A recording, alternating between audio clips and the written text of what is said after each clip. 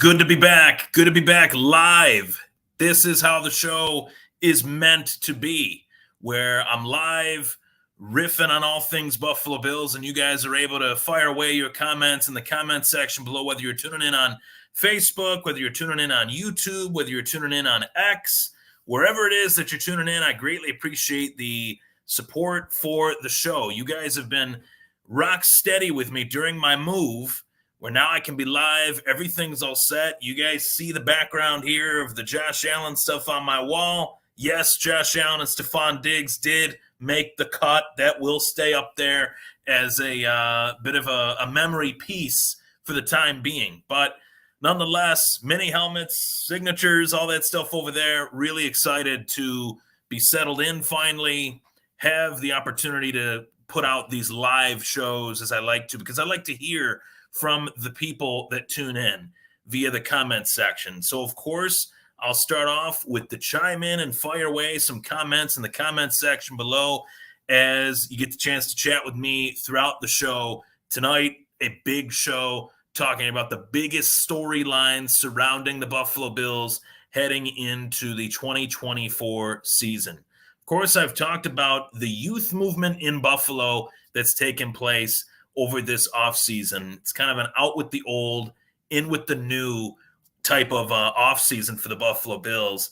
And being at the Micah Hyde charity softball game this past weekend, Jordan Poyer made his presence felt. He made an appearance.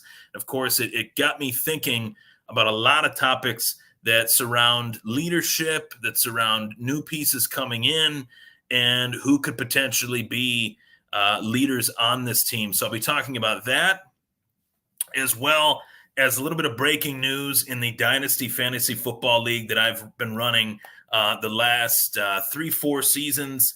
It's been a hectic month. A lot of trades have gone down. So I'll have something for the fantasy football folks out there, something that went down as early as an hour ago that will be official by the time I hopped on this podcast. So, of course, everybody tuning in, I want to let you know that this show is brought to you by 26shirts.com.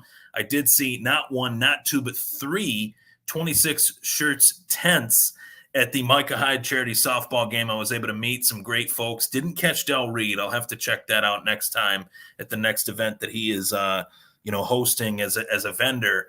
But in regards to the jerseys, he supplied the jerseys for the event. That was really cool to see. Go to 26shirts.com. It's nice to know that Del Reed has been a big part of not just the Bills Mafia and creating it essentially, but has also been a big part of what we are working on and building at the Buffalo Fan Base Network here. So really happy to be back on actually live, as the last few weeks of this show were pre-recorded. I got about 200 people tuning in right now across all platforms. So 4 minutes in, not too shabby, with the sponsorship plug being the beginning of the show every single week. 26shirts.com. Check them out for any, Bills apparel, Buffalo apparel, or Buffalo apparel, as I like to call it. Check out 26shirts.com. Any purchase that you make goes right towards the community. So, with that being said, first talking point tonight, as I mentioned, please fire away what you believe are the biggest storylines heading into the 2024 NFL season. As I like to, reflect on what I believe are the biggest storylines, I want to give everybody the opportunity to let me know what they think. And in the process of doing that, of course, I'll be sure to click your comment, highlight that comment, and dive into it. So this is the biggest storylines for the Buffalo Bills heading into 2024. And I want to start off with the biggest one, in my opinion, first.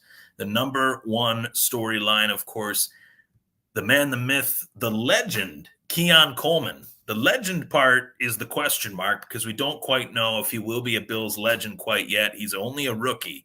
We only drafted him less than a month ago. But the man is the man right now. As far as the interviews, as far as the sound bites, I think it's more than just a personality I think it's genuine in terms of how he comes across as a teammate. The OTAs have just begun. I've really liked what I've seen from him just in any snippet of him that I have seen personality wise. I feel like he brings quite a lot to the table. And the legend part is really what is going to separate him and make him a superstar if he can be the wide receiver one, shall I say, that Stephon Diggs was the last 4 years here in Buffalo. If Keon Coleman can piggyback off of that success and propel this Bills offense long term, not just in the short term, but in the long term, I think his legend will rise. The personality will be even more well known than what it is already. And when you see a player with a personality like that, it makes you wonder to yourself, at least in my case, when I watch Keon Coleman's interviews and such, I say to myself, you know what? If this guy is half as good on the field as he is at talking, then he's going to be a superstar. And it comes down to the whole charisma effect. I thought the same thing back in 2014, 2013 with a guy by the name of Conor McGregor. Everybody knows I'm a big mixed martial arts fan. I remember watching his fights with Cage Warriors and thinking, if this guy can continue to win like this, and if this guy can continue to perform inside and outside the octagon the way that he is, then he's going to be a big star. And Keon Coleman has performed collegiately at Florida State last season, comes into the NFL now, big stage. Can he kind of keep up that personality, that persona that has just grabbed everybody's attention? He's been on Adam Schefter's podcast. He's been on CBS Sports Network. He's been on a couple ESPN shows. The guy's had a true media run. And more than that, I think the storylines about how Keon Coleman has reached out to Andre Reed, and Andre Reed referred to that as a shock due to the fact that there's been a lot of young receivers that have come in and out of Buffalo, Sammy Watkins, Zay Jones, that had a lot of hype around them based on their ability that they showed in college. They didn't necessarily reach out to Andre Reed as rookies and say, hey, Uncle Andre, can you give me a little bit of advice on how to handle being a pro in Buffalo, how to go about my business in this league? Whereas Keon Coleman did. So I think that is a great sign for the hunger, the attitude, the character of Keon Coleman. And when I look at this last year's draft, yes, there were guys that I thought that would fit with the Bills, but looking back on it, I've alluded to it, a few times, but I really just continue to come away with the thought that Keon Coleman was always the player that the Buffalo Bills wanted, always the guy that they had targeted. And, shortly after he's drafted, you hear things like, well, this was the Bills guy. This was who they had looked at. This was a guy that they celebrated when he did not run a fast 40 time. Brandon Beane says, I'm glad he didn't run a fast 40. That means he's going to fall to us, be able to trade down once, maybe twice. And evidently that's what happened. So Keon Coleman appears to be the guy that is really going to fit.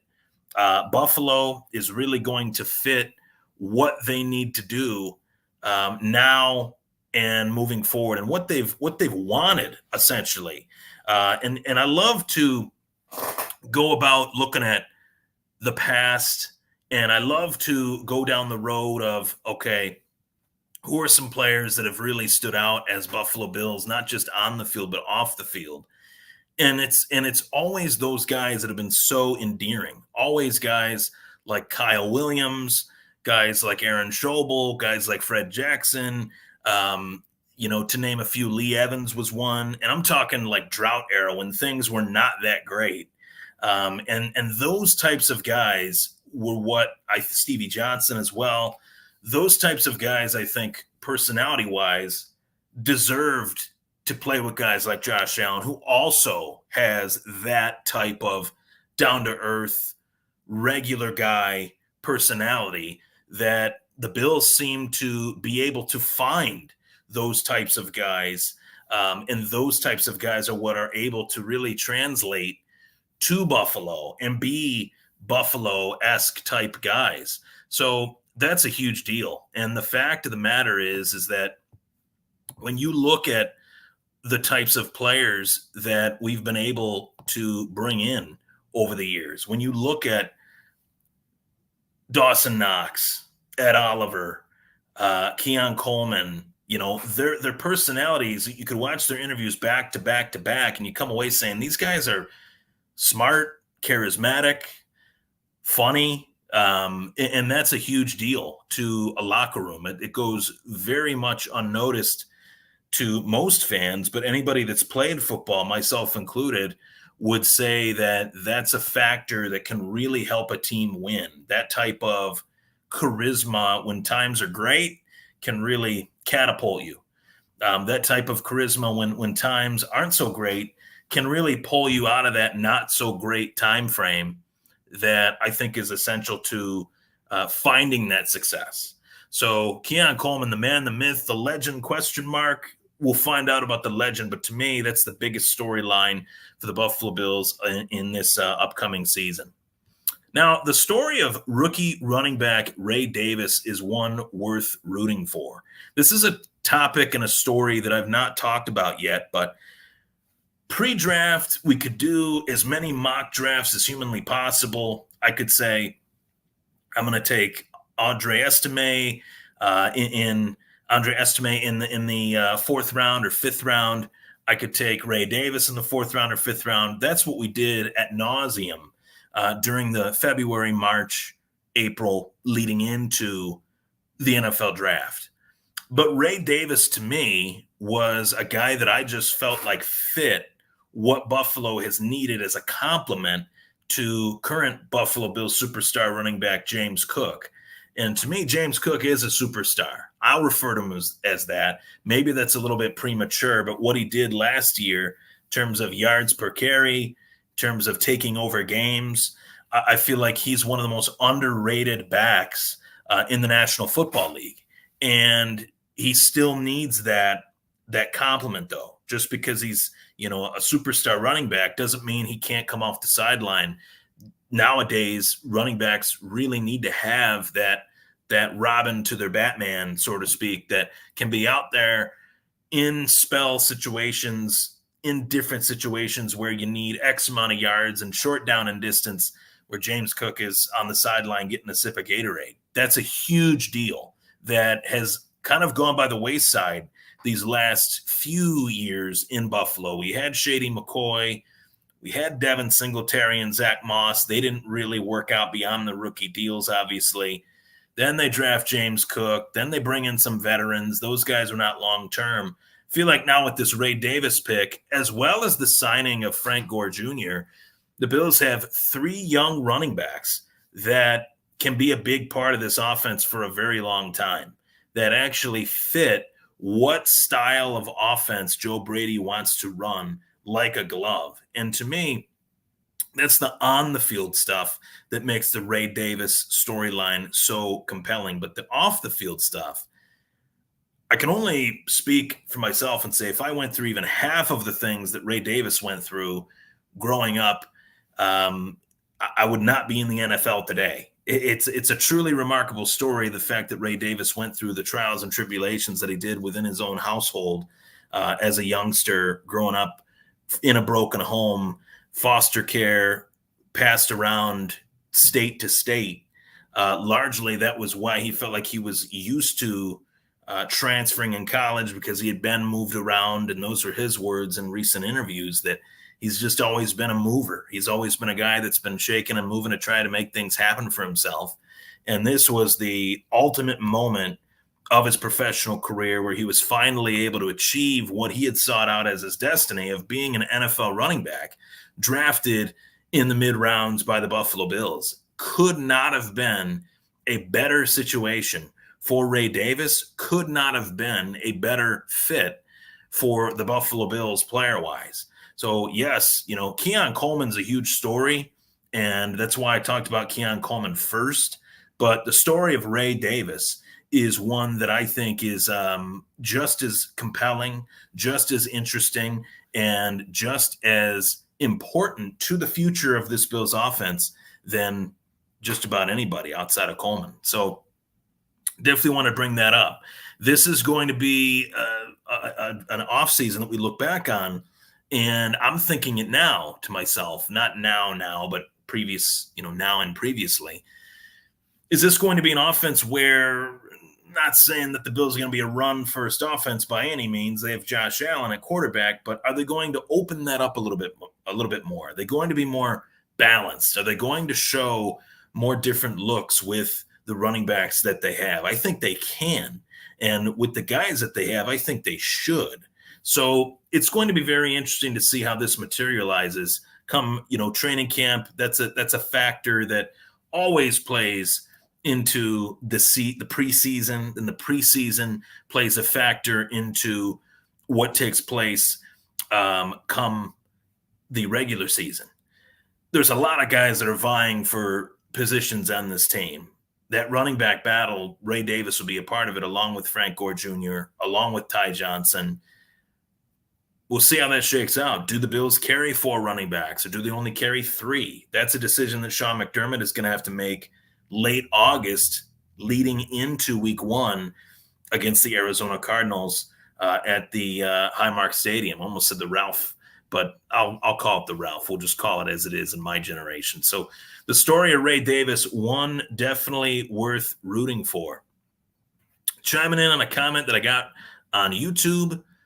Which team in the AFC East do you see as the biggest threat to the Buffalo Bills? So I'm glad you brought that up, because the AFC East was the next topic that I wanted to talk about. Yes, this was the biggest storylines for the Buffalo Bills, but I think playing 6 games, winning every game in your division, can not only catapult you to a division championship, can not only catapult you to the playoffs, but can also catapult you to that number 1 seed, first round bye, home field advantage in the playoffs. That is something that has eluded Buffalo in the Josh Allen era. We've not been able to obtain that number 1 seed. And I think that's played a big factor as to why the Kansas City Chiefs have been able to go back to AFC Championship game after AFC Championship game, Super Bowl after Super Bowl, due to the fact that they have had home field advantage at Arrowhead. That's been a big factor. Pat Mahomes has said it himself.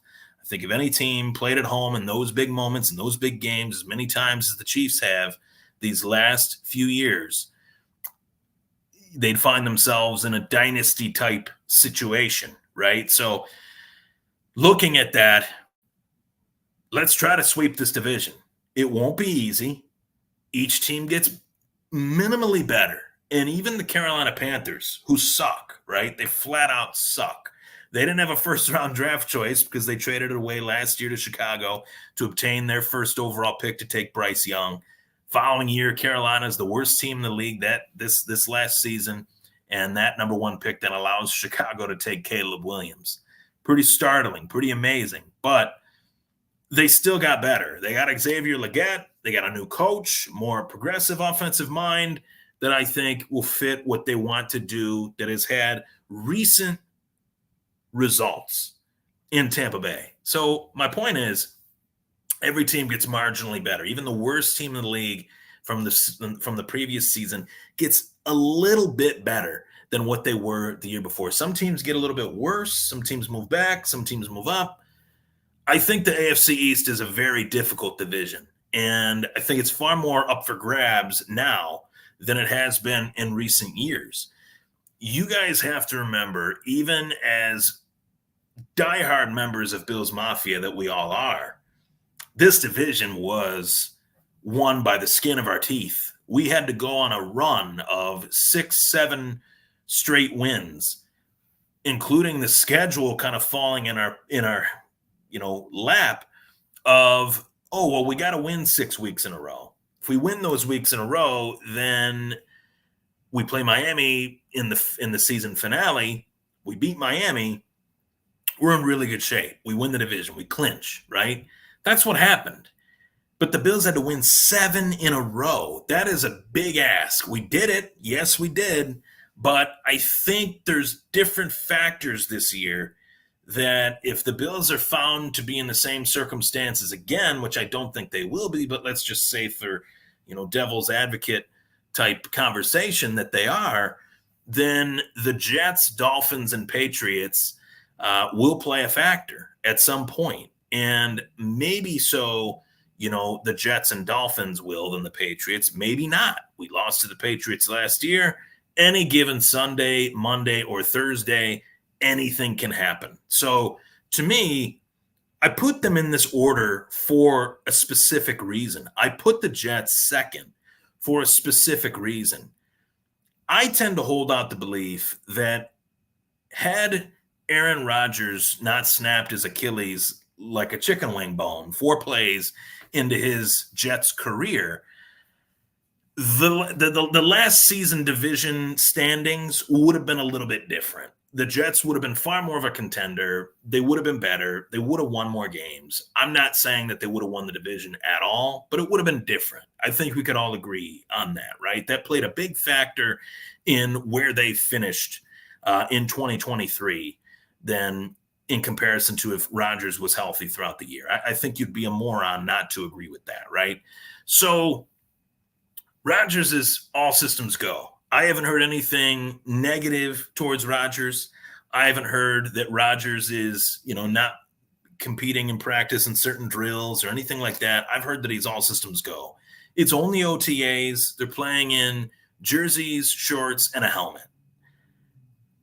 Doesn't say a lot quite yet. No contact, right? Doesn't say a lot quite yet. But I think there is something to the storyline that Rodgers would have come back had he found himself coming back to a team that was in playoff contention. The Jets were not. So they did the smart thing. They held Rodgers out. They waited till he was fully healthy a year later.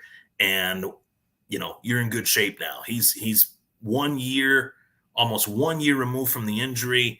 I think he'll be okay. And I like what the Jets did in terms of reinvesting in their offensive line. I like the makeup of the offensive line on the New York Jets, the weapons that they have, Breece Hall, Garrett Wilson, more than Miami. And I say that because mostly it comes down to their defense. I'm not even necessarily talking about I mentioned their offense just now, but that defense is very good. Miami lost, what would I say, 5 or 6 off the top of my head, 5 or 6 defensive starters that was not a good defense anyway. And they lost some of those guys, and they weren't really great players, but they were factors in what helped them in previous years, dating back, not just last season. Obviously, their offense was, or their defense rather, was like 11th, but previous seasons, they were much, much better. They're in a state of transition defensively, much like Buffalo. The Jets bringing back the majority of the guys that they've had the last few years on defense. Their offense line is better. So I think the Jets are going to be more of a challenge to Buffalo than Miami. I've never been a Tua guy.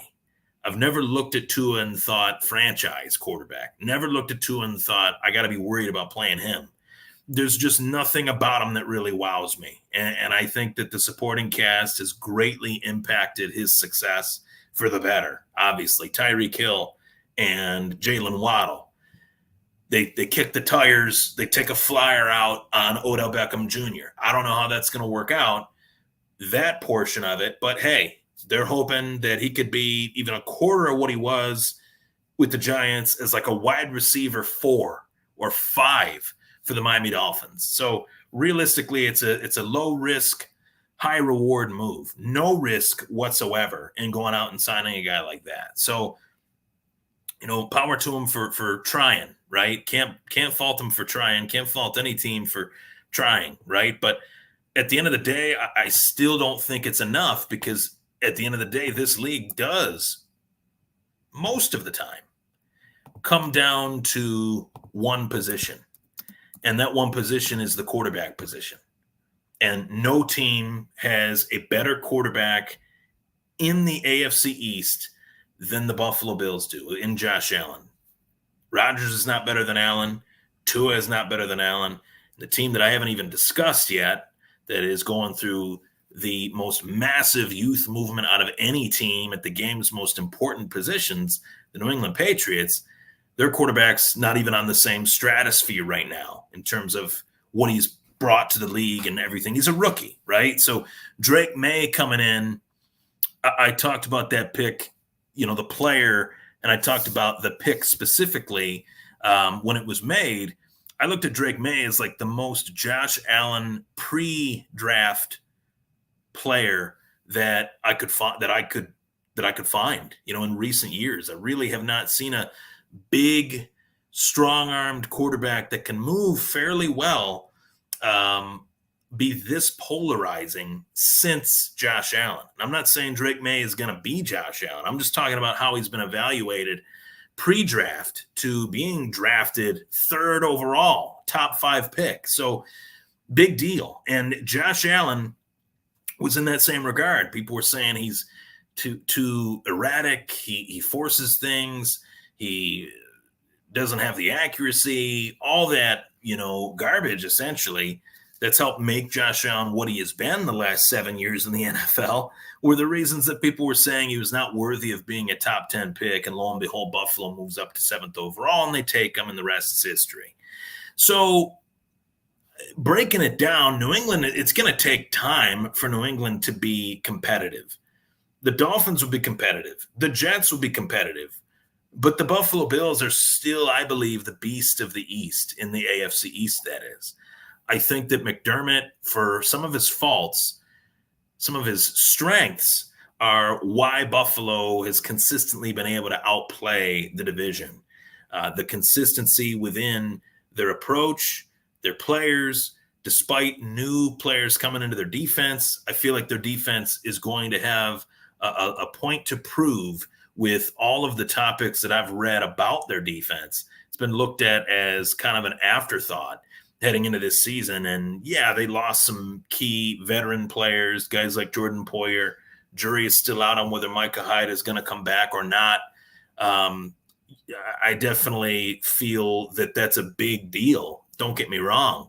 Trey White, going down last year, but the Bills have been playing without Trey White for basically the last 2 years. So they're accustomed to that.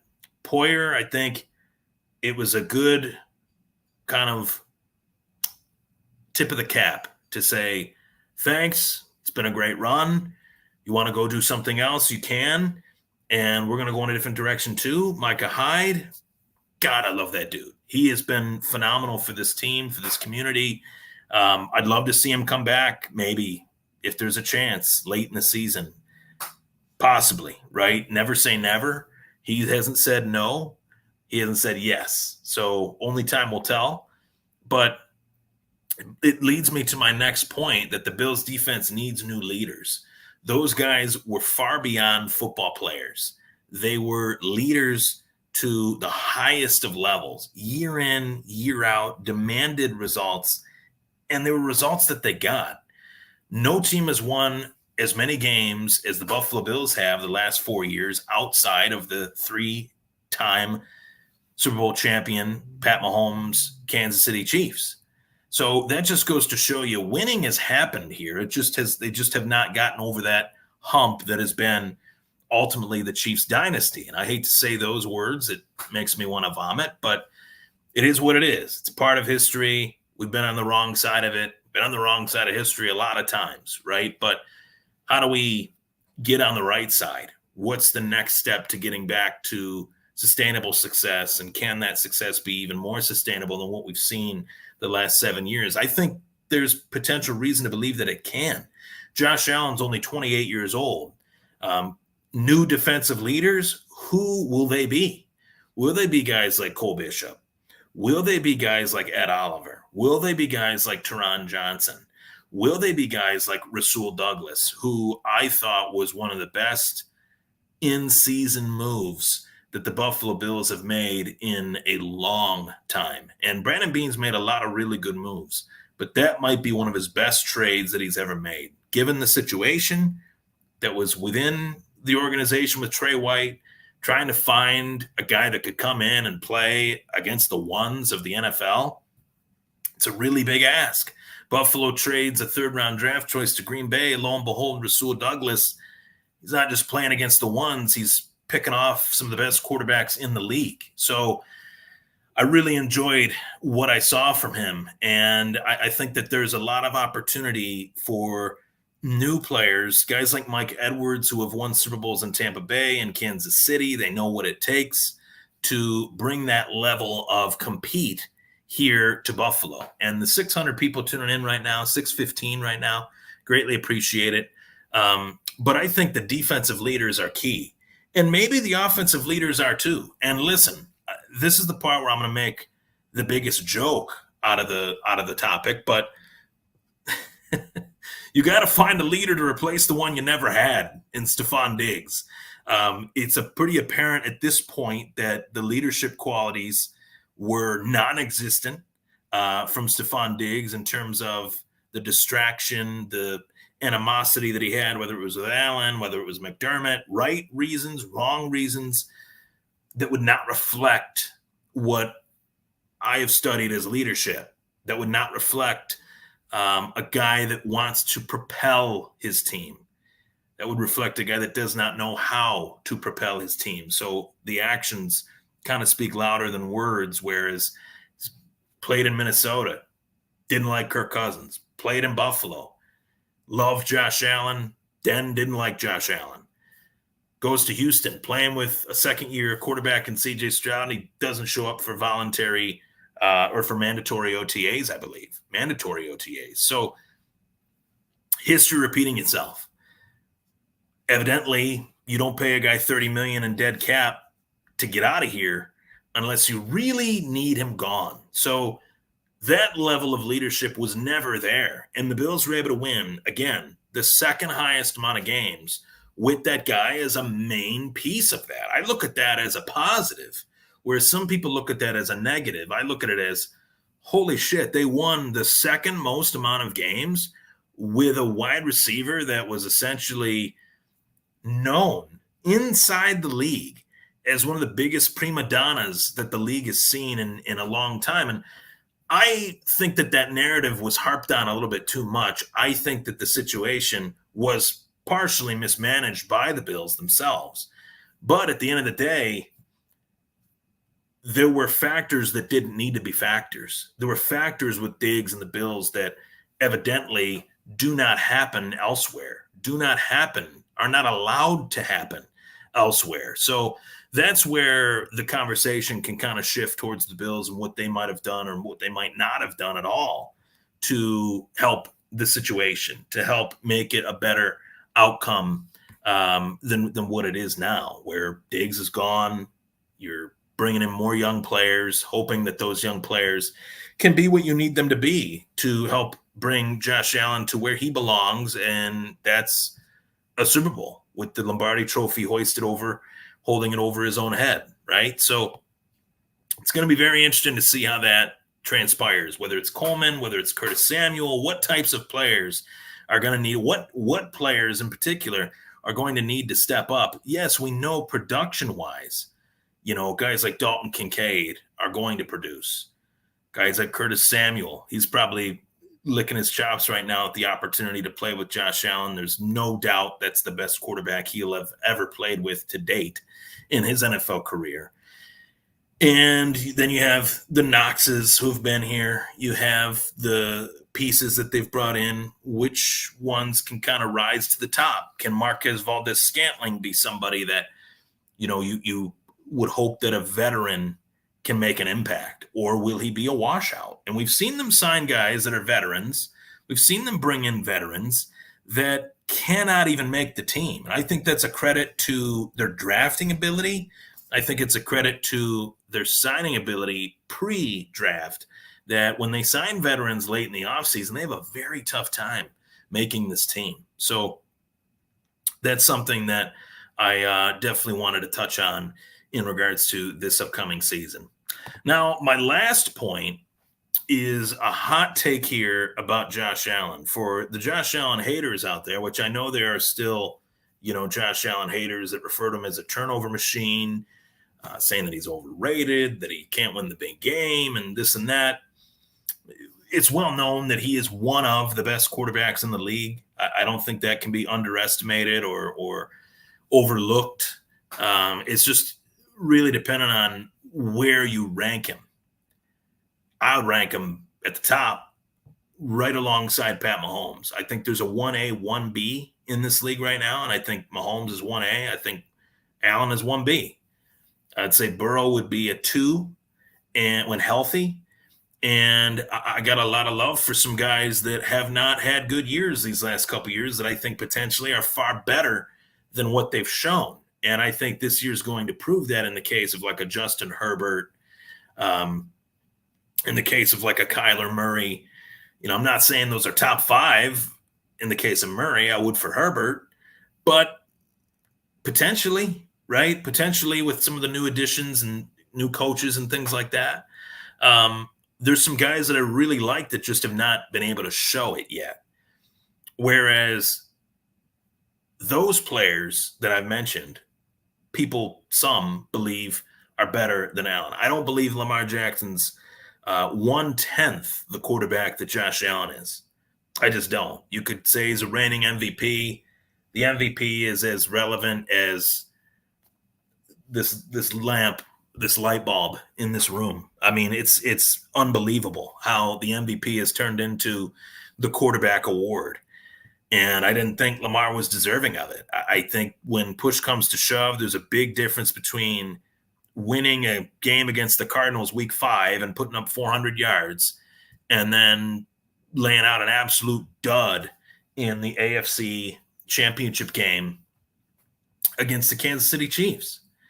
And those things have happened. Josh Allen hasn't laid down duds. He's gone toe to toe. I'd look at Josh Allen as a 2-time title contender that lost by a couple rounds. He's right there. He's just not good enough in comparison to the guy that's got the belt. That's how I'd use that combat sports analogy for Josh Allen. But I do think that he's officially in a Peyton Manning and Tom Brady territory. And I say that because I know Peyton Manning's career like the back of my hand. I lived it. I watched it. I know Tom Brady's career like the back of my hand. I lived it. I watched it. It wasn't always easy for these guys. It was not always Marvin Harrison and Reggie Wayne. It was not always Randy Moss, Wes Welker. It was not always these great receivers that they were throwing to. There were years where Peyton Manning was throwing to Austin Collie and Anthony Hernandez. Not that Anthony Hernandez, but a different one. There were years where Tom Brady was throwing to Jabbar Gaffney and David Patton and guys like that really were average at best type players, but they were able to propel those talents based on their ability to read the field, based on their ability to utilize their skill. And I think Josh Allen's biggest test this season is proving that he can do more with less. If he can do that, then he is 1A, 1B, without a shadow of a doubt. And nobody, even his harshest critic, will be able to hate on it. With the receiving core that Buffalo has right now, I'm not saying that the receiving core is terrible, but it's different. And when you go through change as a quarterback, there's a lot of wondering, where's that football going to go? How is this offense going to look? How is Josh Allen going to be the Josh Allen that he's been? Well, he's going to use his skills, and those skills are a laundry list in comparison to Tom Brady and Peyton Manning. You want to talk about just attributes, agility, speed, awareness, things like that, throwing power, things like that. Sound like I'm playing Madden here, but Josh Allen's got those in spades over the field right now. So it's going to be very interesting to see if he can be that Manning or Brady type quarterback, and the fact that he needs to utilize the weapons that he's got, however limited they might be. I don't think they're as limited as people think. I like the Curtis Samuel addition. I think Keon Coleman brings a massive upgrade over Gabe Davis. I don't look at Coleman as the upgrade or replacement for Stephon Diggs. There is no replacing a talent like Stephon Diggs in the NFL draft. They could have drafted Malik Neighbors. They could have drafted Rome Odunze. I don't think those guys now bring to the table what Stephon Diggs did the last 4 years with the Buffalo Bills. Like, it'd be crazy to think that a rookie could come in and put up those numbers that Diggs put up in 2020. He'd have to be one of the most special players, in the league. And I don't know if Keon Coleman is that yet. I think there's product things that have to be worked on and crafted. But I said yet. There's no telling what this kid could be in 2-3 years from now. And that's what the draft is really about, projecting talent, not at 20, but how is it going to look at 24? How is it going to look at 25? And I mean age when I say that, not year, but could throw in year too as well. How is that going to look? But for the most part, tight ends can catch, running backs can catch.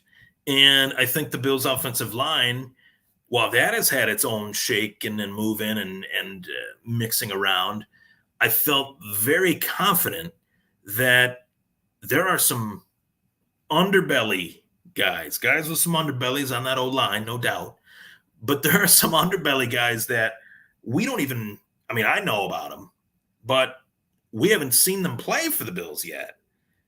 Van Pran-Granger, Alec Anderson. There's some big guys on this line that have a point to prove as well on both sides of the ball. So I'm very, very optimistic in terms of where the team is at.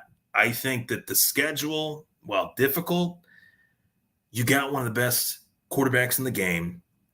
You have a defensive-minded coach, which when times have been tough on defense due to injury, players have stepped up. Players have played well. Guys like Terrell Bernard coming in for Tremaine Edmonds when Edmonds departed, arguably a Pro Bowler. I thought he should have been, so that's the scheme, that's the coaching, and I like that side of the ball. I feel a lot of faith in that side of the ball in terms of the scheme and in terms of Sean McDermott putting the defense in the right position to succeed. Offensively, Joe Brady can't get much worse than what we saw the first 6-7 weeks with Ken Dorsey. We weren't worse with Brady. We rallied, right? So another year in that for Allen and everybody else, I think it's only going to help. So with that being said, those are the biggest storylines heading into the 2024 season. I appreciate all the comments. I'll be sure to get to those. Of course, thank you so much for tuning in tonight. Go Bills.